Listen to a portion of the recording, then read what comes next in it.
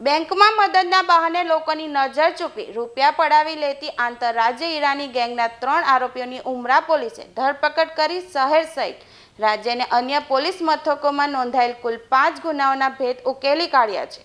આરોપીઓ પાસેથી પોલીસે રોકડ રૂપિયા, મોબાઈલ સહિત 1.46 લાખથી વધુની મત્તાનો મુદ્દામાલ કબજે કરી વધુ તપાસ હાથ ધરી છે. પોલીસ તપાસમાં હાલ જ થોડા દિવસ અગાઉ અઠવાગેટ ખાતેની બેંકમાં રૂપિયા ઉપાડવા આવેલ ખેડૂતને નોટાના બંડલમાં કેટલીક નોટો ફાટેલી છે કહી મદદ કરવાના બહાને નજર ચૂકવી 500ના દરની 31 જેટલી નોટો ચોરી કરી ફરાર થઈ ગયા હતા, જેમાં એક પિતા પુત્રનો પણ સમાવેશ થાય છે. ઉમરા પોલીસની તપાસમાં આરોપીઓની મોડસ ઓપરેન્ડી અંગે જાણવા મળ્યું હતું કે આરોપીઓ દ્વારા બેંકમાં બેસી અવરજવર કરતા ગ્રાહકો પર બાજ નજર રાખવામાં આવે છે, જ્યાં બેંકમાં આવતા ગ્રાહકો પાસે રહેલી ચલણી નોટોની ગડ્ડીઓ સરખી ગોઠવી આપવાનું કહી વિશ્વાસ અને ભરોસામાં લે છે.